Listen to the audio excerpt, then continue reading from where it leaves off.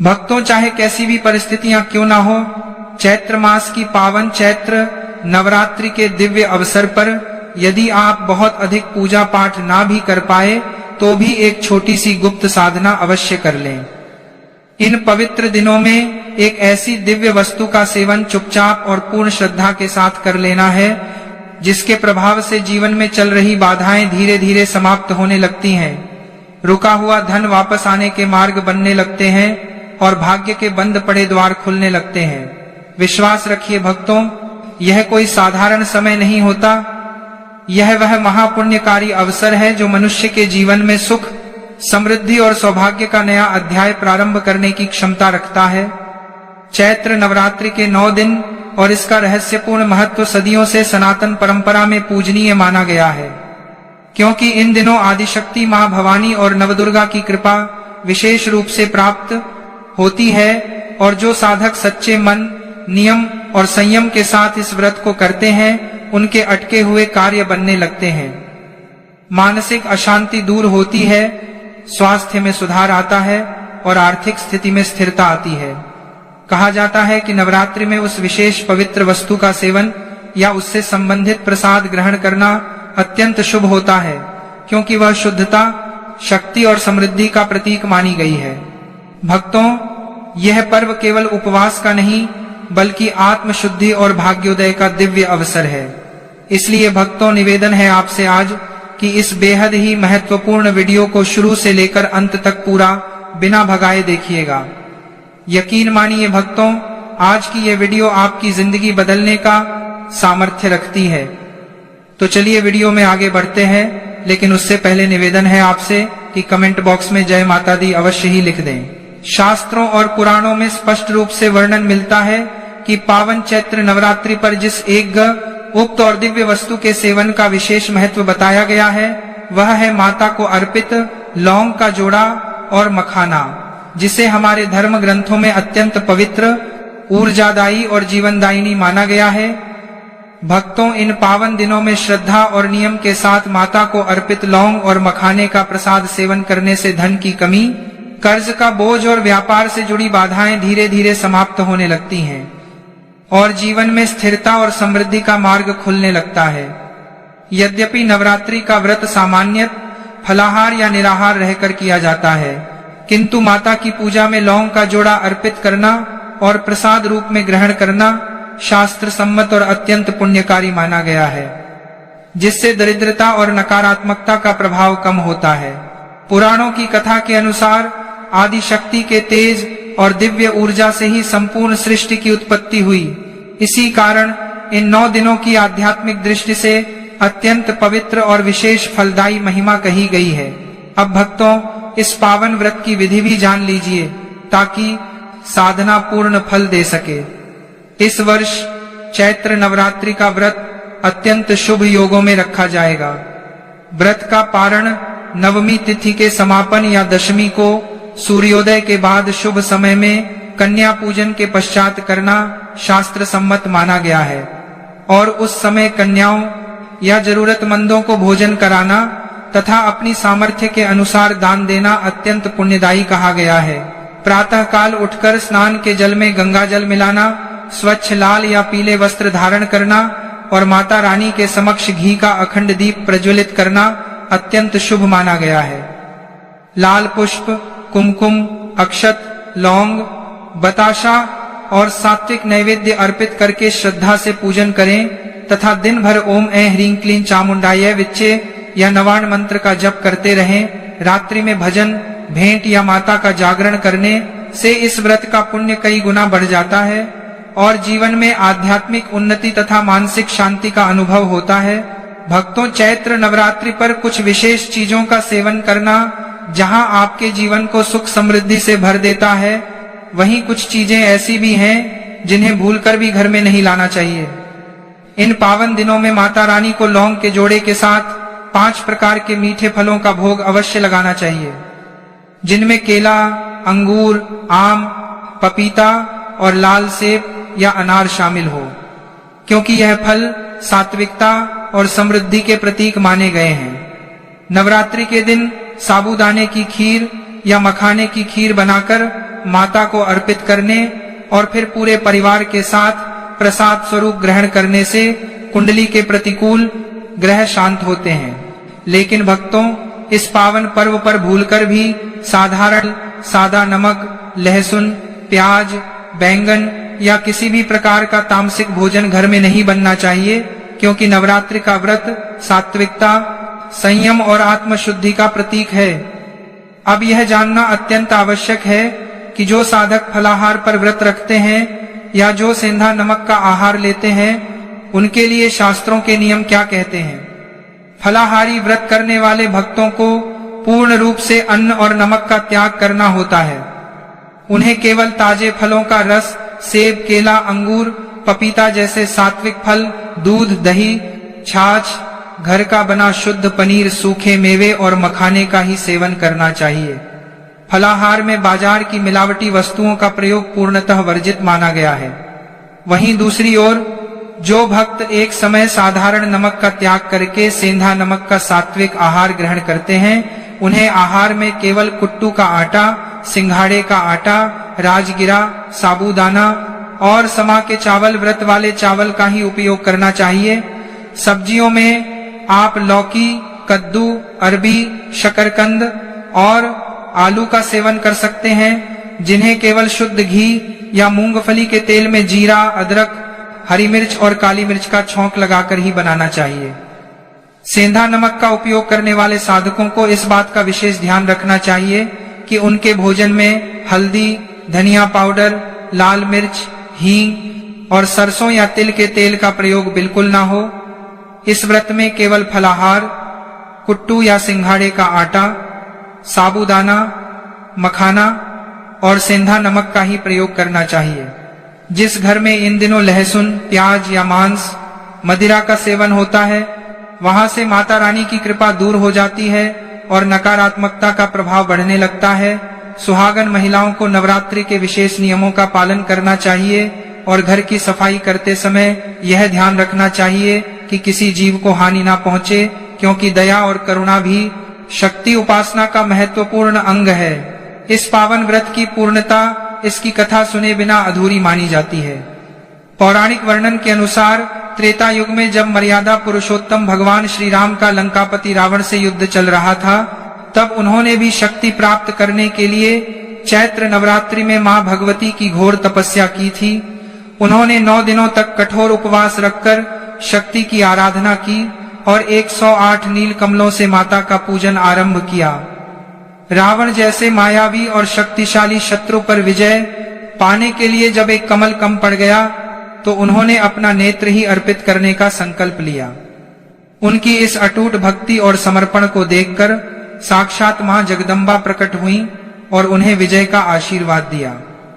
इस महान साधना से यह सिद्ध होता है कि यह व्रत कभी निष्फल नहीं जाता और सच्ची श्रद्धा से किया गया साधन जीवन को धन, वैभव और ईश्वरीय संरक्षण प्रदान करता है। भक्तों, नवरात्रि के दिनों में गौ माता की सेवा का भी विशेष महत्व बताया गया है। घर में बनी पहली ताजी रोटी, फलाहारी या सात्विक पर थोड़ा सा गुड़ रखकर गौ माता को खिलाना अत्यंत पुण्यकारी माना गया है। आपसे निवेदन है कि आने वाली इस महाचैत्र नवरात्रि का व्रत नियम, संयम और निर्मल भाव से करें। मन में किसी के प्रति ईर्ष्या या द्वेष ना रखें। प्रातः ब्रह्म मुहूर्त में उठकर स्नान करके स्वच्छ लाल या पीले वस्त्र धारण करें, मंदिर या पूजा स्थान को शुद्ध करें और वहां माता रानी की मूर्ति या चित्र स्थापित करें। घी का दीपक जलाएं, एक स्वच्छ पात्र में पंचामृत तैयार करें, गाय का दूध, दही, शुद्ध घी, शहद और मिश्री। माता रानी का अभिषेक करते समय नवार्ण मंत्र का जप करना अत्यंत शुभ माना जाता है। इसके बाद माता को लाल चुनरी, कुमकुम और नैवेद्य अर्पित करें। जो पंचामृत माता के श्री चरणों से होकर बहता है, वही पवित्र चरणामृत बन जाता है।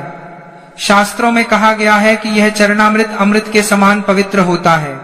इसे ग्रहण करने से शरीर और मन दोनों शुद्ध होते हैं, अकाल मृत्यु का भय नहीं सताता और आयु, आरोग्य तथा सौभाग्य की वृद्धि होती है। प्रिय भक्तों, नवरात्रि में मां शक्ति की आराधना के साथ मधु अर्थात शहद का विशेष महत्व माना जाता है। शास्त्रों के अनुसार मधु केवल एक भोजन नहीं बल्कि ऊर्जा, अमृत और दिव्य आनंद का प्रतीक है। देवी की महिमा का वर्णन करने वाले ग्रंथ दुर्गा सप्तशती में वर्णित कथा के अनुसार जब मां दुर्गा और महिषासुर के बीच भीषण युद्ध चल रहा था, तब देवी ने युद्ध के मध्य मधु का पान किया और प्रचंड हंसी के साथ असुरों को ललकारा।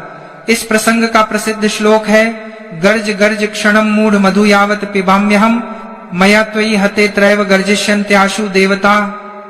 अर्थात देवी ने कहा कि हे मूर्ख महिषासुर, थोड़ी देर गर्जना कर ले जब तक मैं यह मधु पी रही हूँ, क्योंकि तेरे मारे जाने के बाद देवता ही विजय की गर्जना करेंगे। इस श्लोक में मधु शक्ति, उत्साह और विजय का प्रतीक माना गया है। इसी कारण कई परंपराओं में नवरात्रि के दौरान भक्त भी थोड़ी मात्रा में शहद ग्रहण करते हैं ताकि शरीर में ऊर्जा, मन में उत्साह और जीवन में मधुरता बनी रहे। धार्मिक मान्यता के अनुसार नवरात्रि में सुबह स्नान के बाद माता का स्मरण करके 1 चम्मच शुद्ध शहद सीधे ग्रहण किया जा सकता है या गुनगुने जल या पंचामृत में मिलाकर भी लिया जाता है, क्योंकि पंचामृत में दूध, दही, घी, शक्कर और शहद मिलाकर देवी मां को अर्पित किया जाता है और वही प्रसाद रूप में लिया जाता है। इस प्रकार शहद का सेवन केवल स्वास्थ्य के लिए ही नहीं बल्कि आध्यात्मिक रूप से भी देवी की कृपा, ऊर्जा और सकारात्मकता प्राप्त करने का प्रतीक माना जाता है। इसलिए आप संपूर्ण परिवार समेत इस नवरात्रि मधु का सेवन अवश्य करें। भक्तों, इन सभी पवित्र चीजों के साथ साथ चैत्र नवरात्रि के 9 दिनों में माता रानी के 9 अलग अलग स्वरूपों को उनका प्रिय भोग लगाना अत्यंत कल्याणकारी और शीघ्र फलदायी माना गया है। लेकिन यहाँ एक अत्यंत गुप्त और विशेष नियम है जिसे आपको कभी नहीं भूलना है। शास्त्रों के अनुसार आप माता को चाहे जो भी सात्विक भोग अर्पित करें, लेकिन हर दिन भोग लगाने के तुरंत बाद माता रानी को पूर्ण श्रद्धा के साथ एक मीठा पान अवश्य खिलाना है। जी हाँ भक्तों, बिना पान अर्पण किए माता का भोग पूर्ण नहीं माना जाता। पान माता को अत्यंत प्रिय है और इसे अर्पित करने से ही आपकी पूजा और साधना में पूर्णता आती है और देवी भगवती प्रसन्न होती हैं। चलिए अब विस्तार से जानते हैं कि चैत्र नवरात्रि के 9 दिनों में नव दुर्गा के किन स्वरूपों को कौन सा विशेष भोग लगाएं। पहला दिन मां शैलपुत्री। नवरात्रि के प्रथम दिन माता शैलपुत्री की आराधना होती है। इस दिन माता को शुद्ध गाय के देसी घी का भोग लगाना चाहिए। यह भोग लगाने से आरोग्य की प्राप्ति होती है और शरीर से हर प्रकार के रोग और व्याधियां दूर होती हैं। घी अर्पित करने के तुरंत बाद माता को एक पान अवश्य अर्पित करें। दूसरा दिन मां ब्रह्मचारिणी। दूसरे दिन मां ब्रह्मचारिणी की पूजा होती है। इस दिन माता को शक्कर, सफेद मिठाई या मिश्री का भोग लगाएं। इससे व्यक्ति को लंबी आयु का वरदान मिलता है, अकाल मृत्यु का भय दूर होता है और जीवन में मधुरता आती है। भोग के पश्चात श्रद्धा पूर्वक माता को पान का बीड़ा जरूर खिलाएं। तीसरा दिन मां चंद्रघंटा। तीसरे दिन मां चंद्रघंटा को दूध या दूध से बनी सामग्री जैसे सात्विक खीर या पेड़े का भोग लगाना अत्यंत शुभ माना जाता है। इससे मानसिक शांति मिलती है, मन का सारा डर निकल जाता है और जीवन के सभी दुख नष्ट हो जाते हैं। भोग अर्पित करने के बाद माता को प्रेम से पान खिलाना बिल्कुल ना भूलें। चौथा दिन मां कुष्मांडा। नवरात्रि के चौथे दिन मां कुष्मांडा की उपासना की जाती है। इस पावन दिन माता को मालपुए का भोग लगाना चाहिए। इससे बुद्धि का विकास होता है, निर्णय लेने की क्षमता बढ़ती है और रुके हुए कार्य गति पकड़ने लगते हैं। मालपुआ अर्पण करने के बाद माता के श्री चरणों में एक पान अवश्य रखें। पांचवां दिन मां स्कंदमाता। पांचवें दिन मां स्कंदमाता को केले का भोग विशेष रूप से लगाया जाता है। मान्यता है कि केले का भोग लगाने से परिवार में सुख शांति आती है, शारीरिक कष्ट दूर होते हैं और जो लोग संतान सुख से वंचित हैं उनकी गोद भर जाती है। भोग के तुरंत बाद माता को पान खिलाना अनिवार्य है। छठा दिन मां कात्यायनी। छठे दिन मां कात्यायनी की पूजा होती है। इस दिन माता को शुद्ध शहद का भोग लगाना चाहिए। शहद का भोग लगाने से व्यक्ति के आकर्षण प्रभाव में वृद्धि होती है, समाज में मान सम्मान मिलता है और विवाह में आ रही बाधाएं दूर होती हैं। माता को शहद अर्पित करने के 7वां दिन मां कालरात्रि। 7वें दिन मां कालरात्रि की आराधना होती है। इस दिन माता को गुड़ का भोग लगाना सबसे उत्तम माना गया है। गुड़ का भोग लगाने से आकस्मिक संकटों से रक्षा होती है, अकारण भय समाप्त होता है और गुप्त शत्रुओं का नाश होता है। इसके उपरांत माता को पान अर्पित करके अपनी प्रार्थना कहें। 8वां दिन मां महागौरी। 8वें दिन महाअष्टमी को मां महागौरी को नारियल का भोग लगाना चाहिए। इससे जीवन में स्थिरता आती है, संतान सुख की प्राप्ति होती है और मन की हर अधूरी मनोकामना पूरी हो जाती है। नारियल अर्पित करने के बाद माता रानी को मीठा पान अवश्य खिलाएं। 9वां दिन मां सिद्धिदात्री। नवरात्रि के अंतिम और 9वें दिन मां सिद्धिदात्री की पूजा होती है। इस दिन माता को हलवा, पूरी, काले चने और तिल का भोग लगाया जाता है। इससे जीवन में हर प्रकार की रिद्धि सिद्धि और अपार सफलता प्राप्त होती है। अपनी 9 दिन की पूजा और उपवास को पूर्णता देने के लिए अंत में माता को पान खिलाएं और क्षमा प्रार्थना करें। भक्तों, जब आप इन 9 दिनों में पूर्ण नियम, संयम और भक्ति भाव से यह विशेष भोग लगाते हैं और हर भोग के बाद नियम से माता रानी को पान खिलाते हैं तो मां जगदम्बा अत्यंत प्रसन्न होती हैं। उनकी कृपा से आपके जीवन के सभी कष्ट, दरिद्रता और दुर्भाग्य सदा के लिए मिट जाते हैं और घर में इस वर्ष की चैत्र नवरात्रि 2026 अपने साथ अत्यंत दुर्लभ और श्रेष्ठ योग लेकर आई है। यह दिन केवल व्रत या पूजा का ही नहीं बल्कि संयम, नियम और सही आचरण का भी दिन है। यदि इस पावन अवसर पर व्यक्ति लापरवाही करता है तो मां भवानी की कृपा उससे दूर हो सकती है और जीवन भर कष्टों का सामना करना पड़ सकता है। भक्तों, सबसे पहले यह जान लेना अत्यंत आवश्यक है कि शास्त्रों के अनुसार वे कौन सी 7 प्रकार की महिलाएं हैं जिन्हें गलती से भी चैत्र नवरात्रि का व्रत नहीं रखना चाहिए। सबसे पहली श्रेणी में वे महिलाएं आती हैं जिनका आचरण पवित्र नहीं है, क्योंकि धार्मिक मान्यता है कि व्रत पवित्र आचरण और निर्मल मन से ही फल देता है। यदि कोई महिला छल कपट, अनैतिक संबंध या चरित्रहीन आचरण करती है और केवल दिखावे के लिए व्रत करती है तो ऐसी महिलाएं गलती से भी यह व्रत ना करें, क्योंकि यह घोर पाप का कारण बन जाता है। दूसरी वह महिलाएं हैं जो निरंतर अपने पति से झगड़ा करती हैं और कटु वाणी का प्रयोग करती हैं। धर्मशास्त्र में गृहस्थ जीवन को सबसे बड़ा तप बताया गया है और जो महिला पति का अपमान करके माता से सुख समृद्धि की याचना करती है उसका व्रत पूरी तरह फलहीन हो जाता है। इसीलिए ऐसी महिलाएं भी गलती से भी यह व्रत ना करें। तीसरी श्रेणी में वे विधवा महिलाएं आती हैं जो धर्म विरुद्ध आचरण करती हैं, झूठ बोलती हैं या अपवित्र संगति में रहती हैं।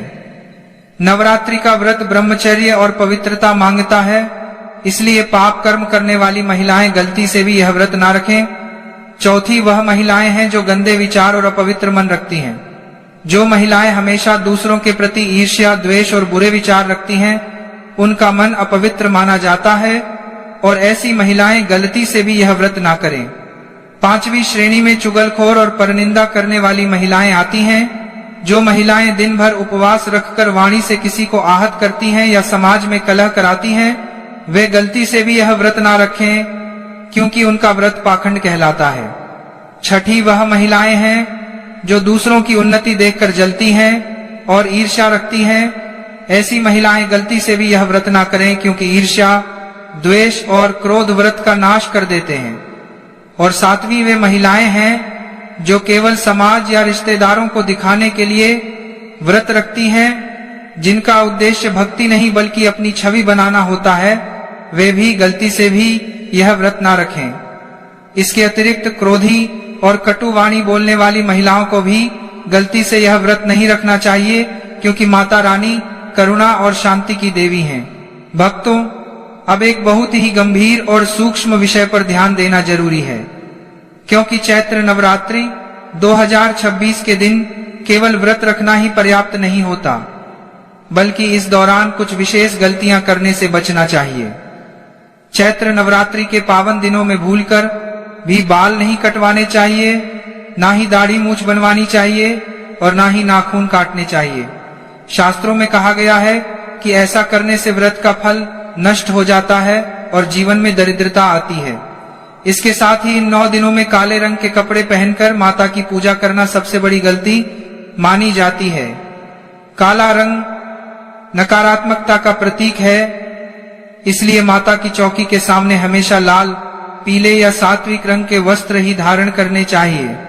कलश स्थापना या अखंड ज्योत जलाने के बाद घर को सूना छोड़ना या ताला लगाकर बाहर जाना घोर पाप माना जाता है।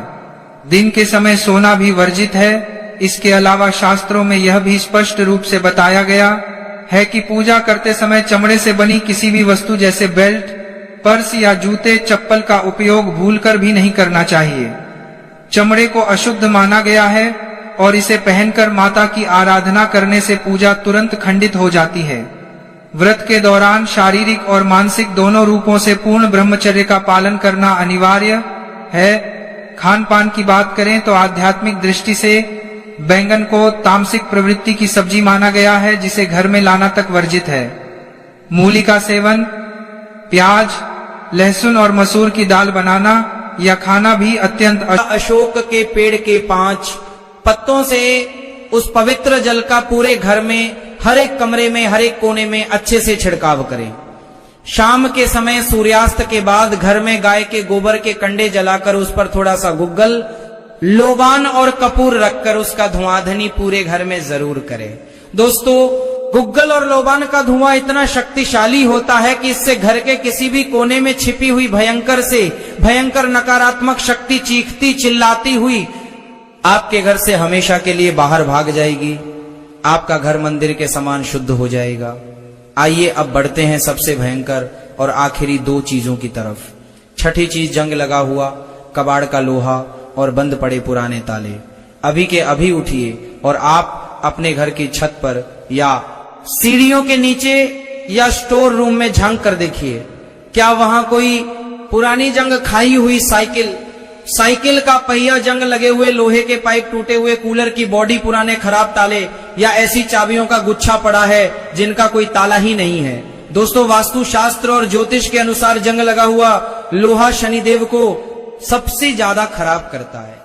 ये साक्षात शनि का प्रकोप आपके घर लाता है। और वो बंद पड़े ताले, वो बंद ताले सीधे तौर पर आपकी किस्मत के दरवाजों पर भारी भरकम ताला लगा देते हैं। आप चाहे दिन रात एक करके कितनी भी मेहनत कर ले, अगर घर में जंग लगा लोहा या बंद ताले पड़े हैं तो आपको कभी जीवन में सफलता नहीं मिलेगी। आपकी तरक्की पर ऐसा भयंकर ताला लगेगा जिसकी कोई चाबी आज तक नहीं बनी। वो कबाड़ आपको रातों रात कंगाल कर देगा।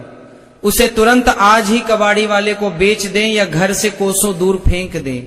7वीं और सबसे खतरनाक चीज, बिस्तरों के बॉक्स या सोफे के नीचे ठूसा हुआ सालों पुराना कबाड़। आजकल के घरों में जगह कम होती है तो अक्सर लोग अपने पलंग के अंदर वाले बॉक्स में या सोफे के ठीक नीचे ऐसे पुराने कपड़े जो उन्हें आते नहीं, पुराने जूते जो वो पहनते नहीं, पुराने अखबार, पुराने बर्तन या वो चीजें ठूस ठूस कर भर देते हैं जो वो सोचते हैं कि कभी ना कभी किसी दिन बाद में काम आएंगी। दोस्तों, एक कड़वी सच्चाई सुन लीजिए, वो चीजें कभी काम नहीं आती, वो बस वहां पड़ी पड़ी सालों तक सड़ती हैं। अब सोचिए, नीचे भयंकर कबाड़ भरा है और ऊपर आप सो रहे हैं। सोने की जगह के ठीक नीचे अगर आपने कबाड़ भर रखा है तो आपके शरीर का मैग्नेटिक फील्ड, चुंबकीय क्षेत्र पूरी तरह बर्बाद हो जाता है। आपका स्वास्थ्य कभी ठीक नहीं रहेगा। आपको कमर दर्द, जोड़ों का दर्द और पेट की भयंकर बीमारियां घेर लेंगी। पति पत्नी के रिश्ते में इतना जहर घुल जाएगा कि बिना बात के झगड़े होंगे और बात तलाक तक पहुंच सकती है। ऐसी घुटन भरी जगह पर 100% नकारात्मक शक्तियां प्रेत और राहु वास करते हैं। आज ही अपने पलंग के बॉक्स को खोलें और जितनी भी फालतू अनुपयोगी चीजें हैं उन्हें निर्दयता से घर के बाहर फेंकिए। अपना बिस्तर खाली और साफ रखिए। आखिरी और सबसे जरूरी बात मेरे प्यारे दोस्तों, अगर आज इसी वक्त आपने इन 7 दरिद्रता लाने वाली चीजों को अपने घर से धक्के मारकर बाहर का रास्ता दिखा दिया तो मैं पूरे विश्वास के साथ यकीन दिलाता हूं कि आने वाली चैत्र नवरात्र की पहली सुबह से ही आपके जीवन में ऐसे ऐसे चमत्कार होना शुरू हो जाएंगे कि आपकी आंखें फटी की फटी रह जाएंगी। आपकी जो तरक्की पिछले कई सालों से रुकी हुई थी, जिसे किसी ने बांध रखा था, वह रातों रात रॉकेट की तरह उड़ेगी। आपके चेहरे पर वो पुरानी हंसी लौट करके चेहरे पर के पिछले कई सालों से रुकी हुई थी, जिसे किसी ने बांध रखा था, वह रातों रात रॉकेट की तरह उड़ आएगी। आपका पूरा परिवार खुशी से झूम उठेगा। माता भवानी साक्षात आपके द्वार पर खड़ी होंगी। इतनी ज्यादा महत्वपूर्ण, रहस्यमयी और गुप्त जानकारी आज मैंने आपको खोज कर दी है, जो शायद ही आपको कोई और बताएगा। अगर आप भी सच्चे दिल से चाहते हैं कि इस पावन चैत्र नवरात्रि में माता लक्ष्मी और मेरी